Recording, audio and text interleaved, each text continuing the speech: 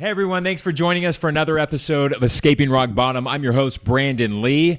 For those of you who are listening, you're going to hear from a very special guest coming up in just a few moments. For those of you who are watching, you can see I've got a special guest with me today. Her name is Ashley. And if you can believe this, Ashley is 23 years old and she just strung together 100 days sober. So congratulations on that. Thank It's you. a huge accomplishment. I'm always like, anybody who can make it to 90 days, you got a good chance of survival. Those first 90 days, they could be crucial and tough and just emotionally raw. Yes. So my goodness, you're 23 years old. Yeah. Already in recovery. Yep. Have been since I was 15. 15 years old. Take me back to the first time that you delved into drugs, and what kind of drug was it? Okay. So I started off with weed, obviously, only for like a month. And at ages 13 to 14 or so, I started to do meth. Okay. Yeah. 13 to 14 and you already found meth. How? Like, that's going to be one question. How at that age do you even find meth? Honestly, or do you even know that meth as a drug exists? I did because of the DARE program at school.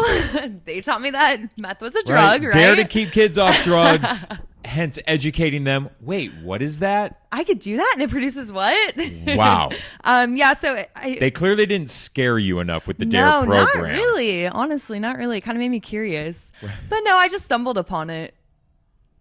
I don't know. Was you just kind of a circle of friends you were with, or the people you were hanging out with? Somebody said, hey, I have meth. Do you want to try it? No. Well, yeah, that, but it wasn't really a circle of friends or anything. It was just me and one of my best friends and some older person that was hanging out at our house with like one of our older siblings. Okay. So for me, I know that, I went to drugs and alcohol at age 14. Cocaine and booze was my go-to at that age. But it was definitely an escape from me. I definitely suffered from depression. Mm-hmm. I knew at that age that I was gay, but that was very repressed, so I had a lot of gay shame. So that was like an amazing little outlet for me, because sober in my feelings, I felt alone. I felt scared. I felt ashamed for being gay. Mm-hmm. Felt like I was different, that I wasn't like everybody else. Yeah. What were some of the feelings that take me back to age 13, 14, young Ashley, and to why you chose drugs? Like, what were some of the feelings that made you escape? Honestly, I was just depressed. Didn't really feel like I fit in, which, you hear a lot, but didn't really feel like I fit in anywhere. And like, I was just kind of different than other people. I've always been social, but just internally, I didn't feel like I fit in. What was the relationship like with your family? So my dad moved to New York when I was about 2 years old. So it's always just been me and my mom, and it's been an amazing relationship. She wasn't a drinker. She drank. Okay. She actually got 8 years sober this year. Wow. But it wasn't much of an influence. She's very high functioning. Okay. So Yeah. You never recalled back into childhood, like seeing crazy drunk mom? No, not necessarily. No. Okay. So it wasn't like learned behavior, like necessarily I don't think so, in no. that sense. No. Okay, so you were escaping with meth, hardcore drug at a very young age. Yeah. How did that turn out for you? Like, I don't know what else to say other than like you're 14, 15 doing meth. Like, what happened next? Honestly, it was one of those things where I just wanted to keep feeling that way for the rest of my life. I finally felt like, pretty much like I was just on top of the world, and like I wanted to feel that way every day for the rest of my life. And Did you? No. Chasing that high? Okay, yeah. Yes. And I never got there. Right. Again. I always tell people the first time I did meth, this one guy, it's a drug I stayed away from all the way up until I was 28. So I only did meth for 6 months before I got clean. Yeah. Meth, and in those 6 months, that's what took me to my knees. That's all Yeah. it took was 6 months. Yeah. But I remember the first time I did meth, I felt like Superman. Yeah, pretty much. I felt invincible. I felt like all my problems were gone. I found my solution, and I'm like, if this is what this feels like, I'm never not going to be high on this. Exactly. And I kind of set out to do that. And then, when I was 15, my mom actually went to treatment for alcohol, and everyone just thought I was crazy because I was the last person anyone would think would do drugs. I never lied. I never snuck out. I never really broke rules or anything. I was a perfect kid. I and all of a sudden I just started acting crazy, and obviously it was because of the meth. So, you know, I got sent to a treatment center as well, and that's where they found out it was the drugs and not just me being crazy. Right. So mom was like, okay, we got to send you to treatment. Yeah. And how did that first time in treatment go at such a young age? It honestly went well. Planted the seed, definitely. I tackled a lot of emotional issues and just like kind of issues with abandonment and why I'm depressed, kind of figuring out what was wrong with me, because at that point I didn't know what was wrong with me.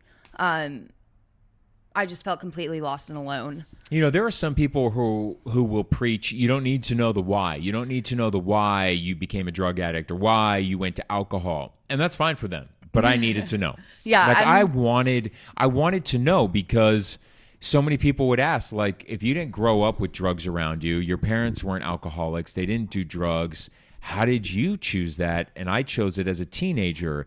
So it was really important for me to find out, why did I choose to escape? And, you know, for me, I too can relate to the depression. My depression was definitely around being gay and not being comfortable enough in society in the 90s to come out. Yeah. Made sense. And then really up until 6 years sober, decided to do therapy and realized that me being raped as a child and molested as a child had a much bigger impact on me than I gave credence to. Because I buried it so far down deep that I'm like, no, that's not the reason. That's not the reason. That's but looking nothing. back, I'm like, no, it definitely was one of the reasons why I escaped. 100%. So do you recall any traumas that happened in your life as to why you escaped? Or no? Later on, yes. But I mean, when I started, not really. I mean, just growing up without a dad and whatnot. But I mean, that really, I don't know. I like to downsize everything. Oh, it wasn't that big of a deal. But I'm sure that, yeah, it took an effect on me. It was a big deal. But I think I was just really insecure. I didn't know who I was. I don't think anybody at 14, you know, that age knows who they are. But I mean, going into middle school, high school, people have some sort of like an idea of what their identity is. And I just pursued meth. That was my identity, and being a drug addict was my identity. And I carried that for a very long time. How many treatment programs have you gone through? Around 16. 16 treatment centers. You're 23 years old. The reason why I want to highlight that is because you mentioned a few minutes ago, you're like, that seed was planted in that first treatment center. Definitely. And I get emails and phone calls from a lot of hopeless parents. And they're like, my son or daughter's been into 3 or 4 treatment facilities. They're not getting it. I'm afraid they're never going to get it. And the beautiful message about your story is that you've been to 16 and that you recall that the seeds were planted. And I tell people that all the time. I'm like, no. Even if they come to an AA meeting or they go to a 12-step meeting and they go in relapse, what I tell them, I'm like, no, but they know help exists and that seed is planted. Exactly. So that you eventually knew when there came a point in time that there's help out there for me. There's a place I can go that can help me. Yeah, I was, that's the one thing that I definitely appreciate through all my treatment centers I'd been to as an adolescent, which most of them it was before I was 18. Didn't appreciate them in the moment because, it's either you go or the cops kind of take you. As a minor, you have no say in it in California. But what I could take away from that, all those experiences, was just like I knew exactly who to go to, where to go to. I had an idea of what was wrong with me and that there was a solution. And also, that was most of my like teenage years. So a lot of my friends were in the program, and I did get involved in like SoCaliPaw and, all those things. So I did. Yeah, the seed was planted. The seed was planted. And so take me back to one of you briefly told me a little bit about this story, and I think it's magical. I think it's one of the times that I can see in your life that you definitely had guardian angels looking over you. Definitely, probably one of your real rock bottom moments. Yeah. You just gotten. Well, first off, you got released from one of the rehab and treatment centers when you were doing meth. You get out, and then you started heroin. Yes, correct. What was heroin like compared to meth? The complete opposite. I remember always being like, I will never do heroin because it's just dirty and gross, and I just do meth. And one of my boyfriends had done it, and like I said, I was just curious. I sought out somebody to shoot me up. I was just really curious, and at the end of the day, I still prefer uppers, but it was almost just a sense of relief and just like warmness. Everything's gonna be okay. And that's the heroin feeling. Exactly. That's that warm feeling that you hear a lot of heroin users describe. Yeah, and it just kind of like shuts you off from the outside world almost. Okay, so you start doing heroin. You're so young that you were like released from a treatment center, a rehab center, and you eventually became homeless. Yes. Yeah. So, in between treatment centers, I always would try to like run away almost from my mom's house. And she would just be like, Ashley, that's not legal. I can't let you just leave. But like, I was drawn to the idea of being able to do what I want when I want and have nobody tell me what to do. And I could go do what I want, which is just to get high and like ruin my life without anybody bothering me, And so when I was 17, I was in Colorado. I relapsed at this sober living and, I got kicked out. Yeah, no. So I got kicked out, went to a motel, got high for a little bit and came back out here. And at that point I was 18 and my mom just said, if you don't want to get sober, then you could go finally be homeless. It's legal now. Wow. And I have to say kudos to your mom. I know. No one knows how hard it is, that bond between parent and child. Yeah. For a parent to have the strength to go against all maternal instincts. Yeah. Of being like, I will do anything to keep you alive. But your mom was like, no. Yeah, what? She drew a boundary being like, you don't get to live here and get high. Yeah, exactly. She started going to Al-Anon, obviously. That's clearly Al-Anon encouraging a mom to kick you or to say you're not welcome here. I know, exactly. So, although that's great and all for her, and I'm really happy that it enabled her to have her own life without me ruining it completely anymore. I used to say actually that, by loving me, she almost enabled me from hitting my bottom. Had she, because listen, and here's the other thing. It's a beautiful lesson that Ashley's able to share. That is such an important lesson that parents need to hear, because had your mom allowed you back into your house, knowing you were using, did you know a majority of the overdoses, of teenage overdoses, happen in the parents' home? That honestly makes sense. Right? I can't even Parents tell you how many. Don't go out on the streets. Don't be homeless. Just do it here. You'll be do it safe. here. You'll be safe. A majority of the overdoses of teenagers, it happens in the family's home. Yeah. Because parents, by allowing their drug-using child to stay in their home, you're actually enabling them and their drug use. Yeah, that's a hard thing to go through. So as a mom parent. was like, Ashley, you ain't coming back to live here. Yeah. So what did you do? So I got to go be homeless. How was that? It's rough. It's rough, especially going from a nice home in Mission Viejo with a nice family to just fending for myself. It was great and all because I finally didn't have to answer to anybody and I got to do what I wanted. But it's tough to survive, girls have their advantages and stuff, but it's hard. It's really definitely, it's hard. Yeah. I mean, especially being so young and being homeless and being addicted and trying to get those drugs. And, as you said, I mean, I know I can only speak for myself, but there was a point in time in my life, and I actually share about it in the book. I really haven't shared too much about it, but there was a time where I was in a bind and I didn't have any money on me, and I did what I needed to do in order for a guy to give me some of his drugs. Exactly. And it's one of the low points when I look at it in my life, and it's gross. Yeah. And I had a lot of shame around it. 100%. That I'm like, you really just did that so you can get high. Yeah. But going into that state of mind, Ashley, I'm like, I didn't fucking care. Yeah. I wanted to get high. And if that meant I had to do X, Y, and Z in order to get it, I did it. Yeah, I can relate to that completely, especially later on during homelessness and everything. That's definitely... I'll do whatever I have to do in order to make sure I'm okay at the end of the night. I don't care if that's just the desperation. Yeah, and I don't care if I'm committing crimes. I don't care if I'm using my body. And as shameful as it is, that's how I supported myself and how I was able to survive for so long. And that's one of those things I don't like to necessarily be completely open about. But it's the reality. It really is the reality. And I know that there's plenty of other people and young women out there that are in that same kind of situation. I mean, we both grew up in Orange County, and I prostituted myself twice in order to get what I needed to get, during that drug addiction stage.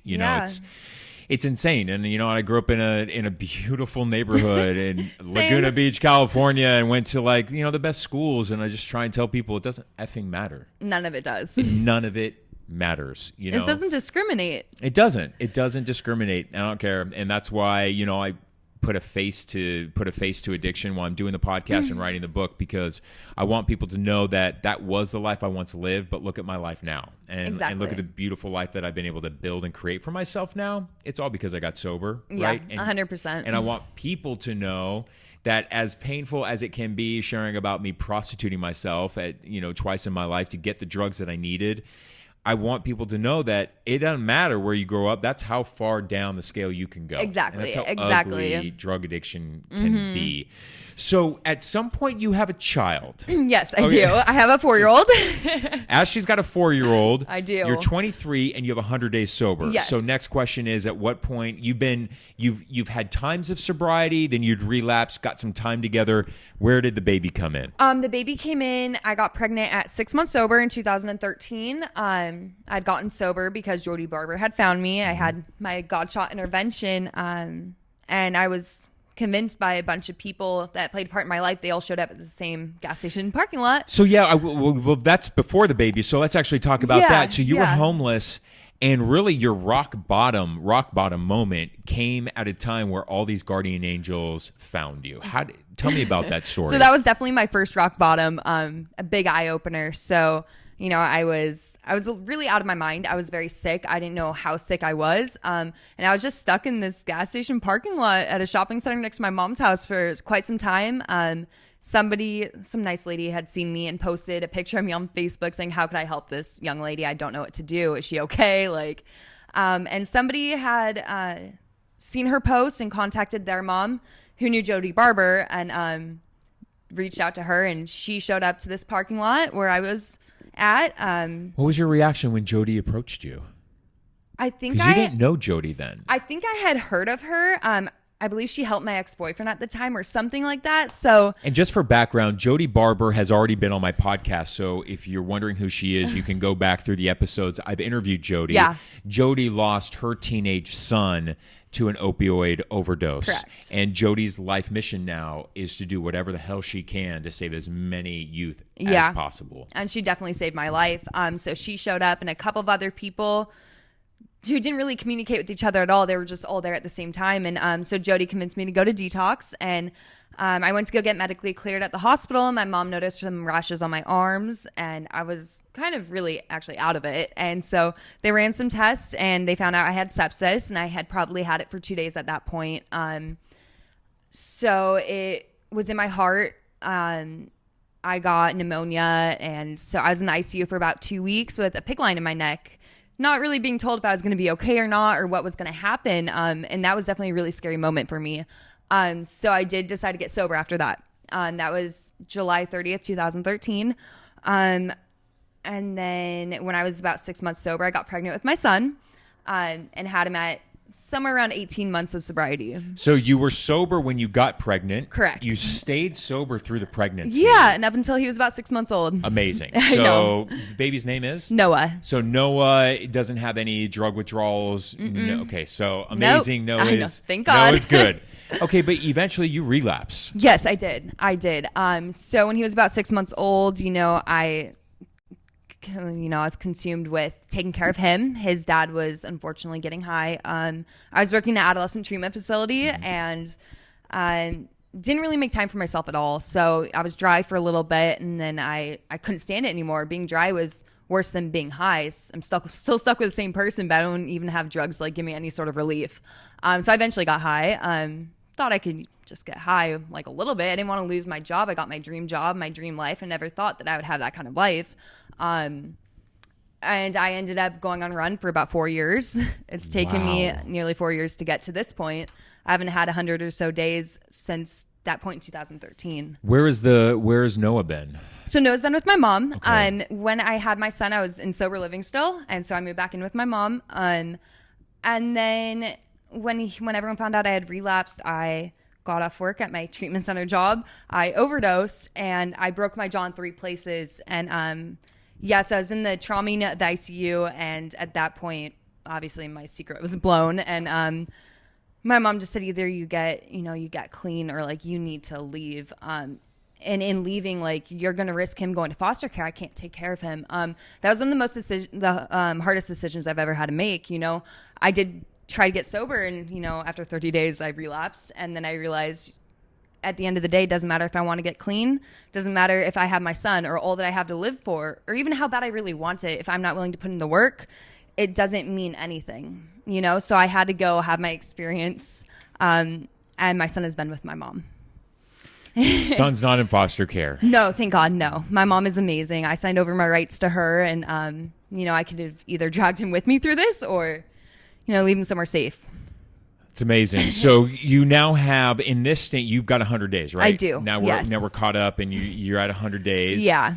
And it's amazing that you've reached 100 days. How old's your son now? He's 4.5. He's just 4 about 4.5. Yeah. Okay. And do you live? You're at sober living now. I'm in a sober living, in LA. So what are you doing differently this time around? What are you doing differently? Because you obviously have experience, a lot of experience with treatment centers and sober living. So, a lot of people will say, okay, well, is she ever going to get it? And oh my gosh, yeah, definitely. And so what are you doing differently? Everybody always asks me that, and typically I'm just like, I don't know. And even this time around, I was like, I don't know. I just went into this program in August, and here I have relapsed a couple times while here. And so there's like, what's going to be different? In reality, I realized how this is a matter of life or death. I had overdosed on fentanyl twice in a week, and it really scared me. It scared me again, gave me that sense of urgency and like that gift of desperation, as people say. And I started to reach out for suggestion, and I took whatever direction I was given.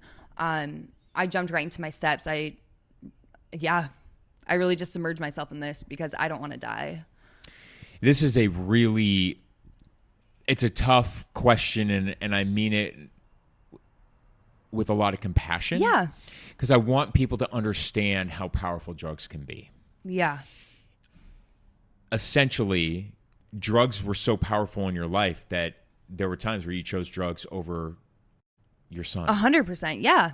100%. 100%. Scary. Yeah. I looked at it. That really is scary when you reach a moment where it doesn't really matter if you want to get high or not. Like, that's just, you just have to do that. I mean, so I looked at drugs as it went hand in hand with homelessness. And to me, that was just like, I didn't have to worry about letting anybody else down. I didn't have to worry about messing up my son even worse. Again, I was free from anybody having any sort of restriction on my life, and I do what I want when I want, and just kind of self-destruct ultimately. They say this program is a very selfish program, that 12 steps of recovery are selfish. And, the reason why we say it's such a selfish program is that I'm no good to anybody. I am no good to anybody on this earth if I don't make myself the number one priority. Yeah. And I think what's hard for non-addicts to understand, they're like, no, like, number one should always be your children or God, and then children, and then yourself. And I'm like, okay, that's totally ass backwards for an addict, because addicts in our disease, we're no good to our children. We're no good to anybody else, employees or friends or brothers and sisters. We're no good. 100%. And I agree completely. You are taking care of yourself right now. So yes, that I am. You can be a mom to Yes, Noah. exactly. So, when I had initially left my son after, I relapsed, the whole goal of that was so I could get to this point where I was willing and I could finally put in all this work so then I could be there for him in the long run, Well, what do you say to people who are struggling and people who have found themselves feeling hopeless and helpless, and maybe they have a couple of stints in rehab and it's never worked for them and they're back out using again? And, what is your message to them? Just reach out, honestly, and don't give up. Have an open mind. Actually try to hear something different. After going to rehab so many times, you hear the same thing and it gets repetitive, but it's as repetitive as you make it. Honestly, you don't have to go back and do it again. Just try to take something different from it every time. And, find somebody that you trust to give you some sort of direction and suggestion, and take it, because you don't have the best ideas, honestly. What are your thoughts? What are your dreams? Like, what do you want to I think that's one of the beautiful things in recovery is that I was able to finally see life so much more clear. Yeah. And my dreams and aspirations somewhat changed over time. And, what are some of your dreams? What are your goals? Okay. So, it wasn't until maybe like 2 or 3 months ago and all of a sudden I realized I had this epiphany, like, I could do whatever I want in this world. The world is my oyster. And like, I seriously have never had that because I had such poor, I didn't believe that I was capable of anything like that, So all of a sudden having this newfound like confidence, I'm like, I want to open a bat and sloth sanctuary one day and I want to work with animals. I'm going to save all of them. And it's bounced around to like all these different things. I want to travel. I want to do this. But like, honestly, at the end of the day, like, I just want to be able to show up for my family. I want to be able to help other people. I want to be able to be there for my son and like be present in his life. Mm-hmm. That's the biggest thing. I've never been able to be present for any of my friends, family, anything like that, or even for myself or for life, Where is spirituality as we sort of begin, we have a few minutes left. Where is spirituality in your life? Because I think you and I were very similar in that, like, we definitely didn't have a spiritual connection while we were actively using. Yeah. And definitely was not a prayer or didn't believe in God.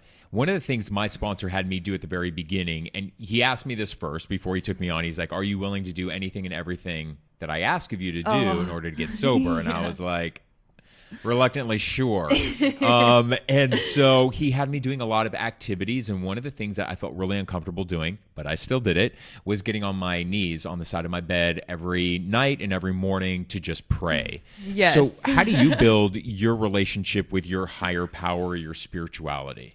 Honestly, it was kind of like awkward for me at first because like I don't have any sort of, I didn't have necessarily a conception of God. I didn't know what my God looked like. I've heard of activities like write down the characteristics that your God has or your higher power. And like, I truly didn't know. But the cool thing about my higher power is it's constantly evolving. Mm-hmm. It's changing as like my life is changing and the world is changing around me. And I honestly have to like fall back on prayer. Prayer is the only thing that gets me out of myself, because if I don't pray and try to turn things over, at least have a conscious effort to do it 1 billion times a day, my life will go to crap. I'll try to control it and it never works out the way I want it to, Yeah. And for me, it really took the written work in AA, what we call the 4-step, where we just basically write out everybody who's wrong. You just write out everything. But it was really during the 4-step for me that I was able to look back and be like, should have died then. Should have died. Definitely should have died that night. Yeah. Didn't. And it was finally just like, my sponsor looked at me and he was like, yo, Brandon, like, seriously, like, what else needs to be shown to you for you to finally realize that you were kept on this earth for a higher purpose? Yeah. No, definitely. I was actually thinking about this not that long ago. I heard somebody say in the meeting, like, oh, well, I must have a greater purpose here. And I was sitting there, I was like, wow, like really God has played a lot in my life if I'm still here today. Like that has to be for a reason, Nobody goes through all of these things and lives for like no apparent reason. Right. And I always say this, what the hell was the point of me suffering through all of that pain if that pain can't help somebody else through theirs? Yes. Yeah. Like, my God, tell me that there was a purpose for me going through all of that and things that I chose to do to myself. Exactly. Like, I take that responsibility, but my God, tell me that there was a life lesson that could be shared with other people so that they don't have to suffer quite as much. Yeah. So, okay, so you're at 100 days and we're going to make a pact that when you hit 1 year sober, you'll come back on the podcast. Okay. And you'll give me an update as to what your life is like, what you're doing. Yes. How the year of sobriety has been. Because I know a lot of people are going to be like, what's up with Ashley? Like, whatever happened to her? Because we're rooting for you. Thank you. That would be amazing. That would be really cool. Yeah. I think it'd be interesting for me to even be able to reflect on everything. And I love documenting growth like that. Good. And I think it is good for other people to see, especially after falling down so many times and getting back up and getting back up. And that's the thing. And I'll close by this is just saying that I always look at people who, I have 9.5 years and by the grace of God, I have not relapsed. Yeah.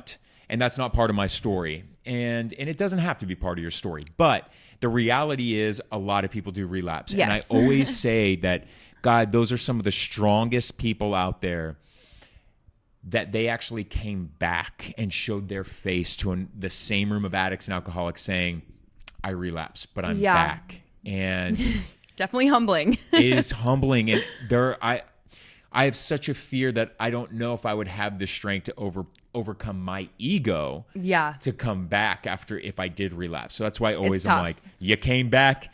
Like, hey, tell me what it was like. Please tell me it was terrible. And everybody I asked, they always go, it was fucking awful. Yeah. You know, the high was never the same as that first high. No, it's all delusional thinking. It is when you delusional. go out, it's never going to be the same. Our fantasies are like the devil's playground in our head. For real. And we believe them. That's the sick part. And we do believe that those fantasies about like that great high still exist. Yeah. And if that was the case, you know, people wouldn't be coming in off of relapses saying it was horrible. Like, I haven't heard anyone say come in and be like, it was a time in my life. I'm going to do this again next week. It went just as planned. You know, like, no. Yep. I tell people that time too. I have never once heard somebody on a relapse come back to the rooms of Alcoholics Anonymous, AA, or 12-step meetings, whatever you're going to do. Yeah. I've never once heard somebody on a relapse come back and say, Brandon, it was amazing. Let's try it again next week. Let's do it together. It'll be fun. Yeah, no, it's always like, Brandon, it's awful. And once you have a 12-step program in your head, the moment you get high, that's all you think about. Yeah. Mm-hmm. And how you just messed up everything, and all that work you've done is just like, they're like, it's the worst high. I've had that since I was 15 and first introduced to the program. So it is no fun, let me tell you. Well, thank you again. Thank you for coming on the show, and thanks for sharing your story. And congrats on 100 days. Thank you. Ashley, I appreciate it. You're amazing, and you're going to save lives with your story. Thanks for watching Escaping Rock Bottom. It's on iTunes, Spotify, Google Play, and my website, escapingrockbottom.com. We'll see you back here next Wednesday.